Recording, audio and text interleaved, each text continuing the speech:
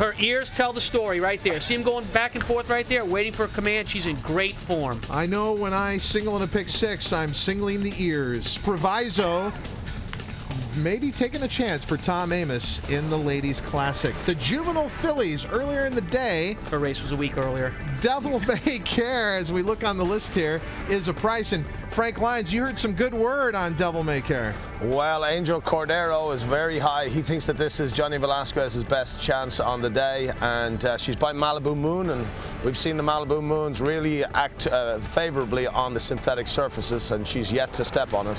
She's 2 for 2. Here she is this week. She's trying 2 turns for the first time, and I think she makes a great appearance. I like this filly. She looks like she'll get a distance of ground. She's kind of leggy, long-rangey type, and I think the distance shouldn't be a problem. The Juvenile Fillies Turf is race 3 on the card on, race 4 on the card on Friday. And House of Grace for trainer Kenny McPeak comes in undefeated.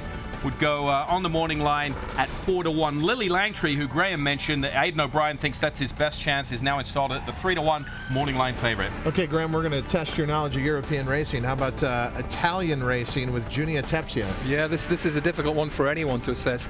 Even the Europeans don't know much about this filly, but Team Valor plainly liked her. She was spooky. I spoke to Kieran Fallon about her, and he said he took this as a positive sign, oddly, because he said it shows she's full of life. And when I asked about the way she exercised, he said, I wouldn't like to say, he said, I didn't get a great feel, but she's going to do something much more strenuous tomorrow. So hopefully we'll have an update. On the time form ratings, interestingly, she's got a very, very strong chance. And she's only raced twice. She's 2 from 2. You can see these signs, Tom. They aren't great, are they? No, I mean, he's getting a feel all right, but that's not the feel you want when you're on top of a horse. You're getting bounced around pretty good there. But, you know, a lot of these Europeans are used to going with other horses as a team, as you said, Graham, that she's by herself today. She's a bit lost. Yeah, first day at school in America. We learn more tomorrow, but Kieran was, how shall we say it, non-committal. From San Siro to Santa Anita for Junia Tepsia. We'll come back with more right here on the Works Breeders' Cup 2009.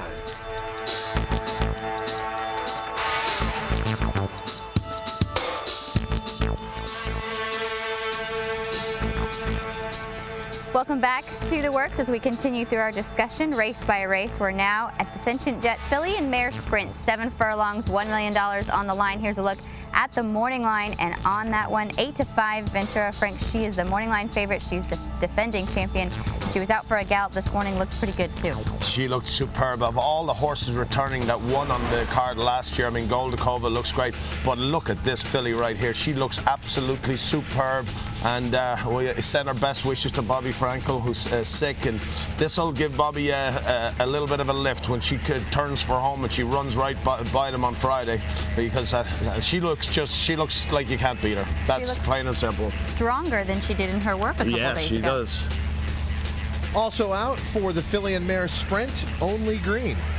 Certainly was, and this, from what I can make, Graham can allude to this, is more of Goldakova's traveling companion, right? I think so. That's the bottom line here. You'd never describe a runner in the Breeders' Cup as a social runner, but I think she was Goldakova's traveling companion. She's got a great deal to do at the weights. If she can win for Europe, then we really are going to have a very exciting weekend. Yeah, she's leading her around right now. There she is. There's Goldakova in behind, so she's doing a job in the morning.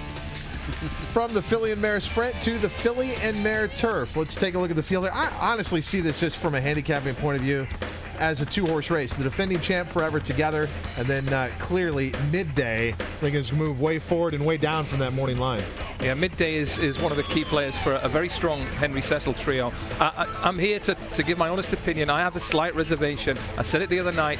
She just lacks that real zip, that real lightning acceleration that you need on this track and in this particular race. And she's going to have some very, very high quality and good accelerators in behind her, and Forever Together and Magical Fantasy, and I think she's a much better bet for a place than she is to win the race. I'm going to give you one quick price horse in here. Okay. Rutharian. She's trying 1.25 miles for the first time. She's been close to Forever Together at 1 mile and 1/8, 1 mile and 1/16. The extra 1/8 might help her.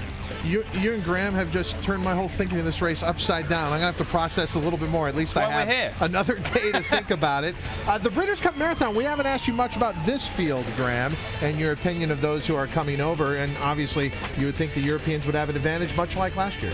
Yeah, I don't think there were any 3-year-old runners in this race last year, the first marathon. There are 2 serious ones here, Mastery and Father Time. Mastery has beaten Father Time on the 2 occasions they've met. But Father Time is a high-quality animal with a turn of foot, the sort of animal you look for here. He's also got a kink. Mastery is just solid, but he is more a galloper than a quickner, and that can be a slight concern, especially when you're talking about a horse who's less than 2-1. We have our entire team here bringing you these works and our assessment of what's going on the racetrack. Hopefully you can take the knowledge that has been imparted and turn it into money through your TVG account. And oh, what a wagering menu they're offering over the 2 days here at the Breeders' Cup. Some call it tasty, I call it yummy. But if you like pick 4s, there's plenty of those. If you like pick 6s, there's a couple of those. And every single one of those horizontal wagers has some guaranteed big pools. Don't forget all those pick 6, rolling pick 3s, rolling daily doubles, super high 5 in the Classic as well, and head-to-head jockey bets as well. All the details at tvg.com. Where's the ATM machine? I can direct you there. I know it well, even if I don't have my glasses. When we come back, another segment here on the Works Breeders' Cup 2009.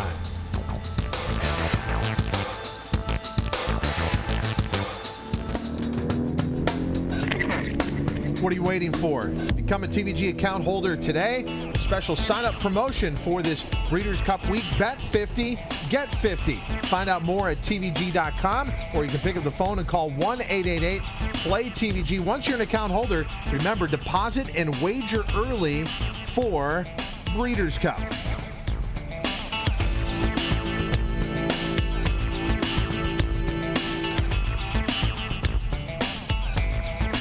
There are many advantages to being a TVG account holder.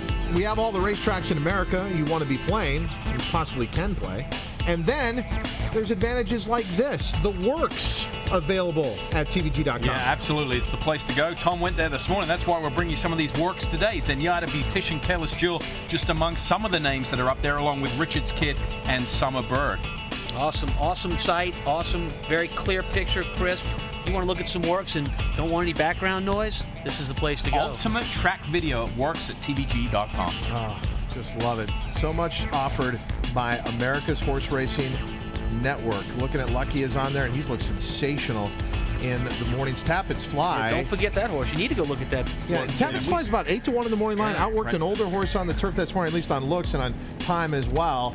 And Tapits Fly is definitely one that you have to look at for the juvenile fillies turf. At the top of the show, we talked about the Classic with Zenyatta and so many others, but let's take a look one more time at that morning line. Yes, half the field is sitting there at 12-1, and it's very possible one of those horses at 12-1 or higher could pull a shocker here. I mean, think about it. Zenyatta, it's the unknown, taking on the boys in the 1.25 miles, and as Graham said, that running style, she's got to get warmed up if it doesn't fall her way. You got to be a little bit lucky to win this race, and then you have Rip Van Winkle at the foot, so there are some ends to beat the favorites here. There certainly are. I think Richard's Kid would be one of those. He's worked well. Summer Bird at 9-2. He's trying to buck a historical trend that is not in his favor. 15 Travis winners have come to the Classic and walked out here without a win. 5 of those has been favored. So Summer Bird is trying to buck a trend here. And Zenyatta at 5-2 means you're going to get great value elsewhere. And I think some of these other horses like Richard's Kid are ideal for this kind of race, this distance, over this surface. His work was terrific. Frank, let's say the Ripper's at 74%, and he can't win. 74, okay, I'll give you that. Who's the logical upsetter outside of the top 2? Well, I say Richard's Kid is doing unbelievable. He looks great. Gio Ponte, I see him run a big race. I mean, if you take out Rip Van Winkle, if you say, okay, well, I'm not into this horse, I don't like the way Aidan's talking, and you go against him, well, I don't think it's as simple as Zenyatta, because I love Zenyatta. I mean, she is awesome, but she makes that big move, that wide sweeping move. You're not going to win the Classic doing that. I don't care how good you think she is. Graham, you fancy the pick 6 a little bit. How many horses are going to be on your ticket in the Classic? I'd say we'd want 3 or 4. I think I agree with Tom and the guys. I think this is a deep race, and if Zenyatta has to come wide, if Rip Van Winkle's foot problems recur, then it's wide open. Now, I really respect horses like Gio Ponte. He has that high quality turn of foot that makes him very, very dangerous. I also like Quality Road, so I'm not picking this as a gimme for Europe, not by any means. And you got to remember, Santa Anita has provided more upset winners in the Breeders' Cup Classic than any other track. Skywalker, Kong, Pleasantly Perfect, and of course Ravens Pass last year.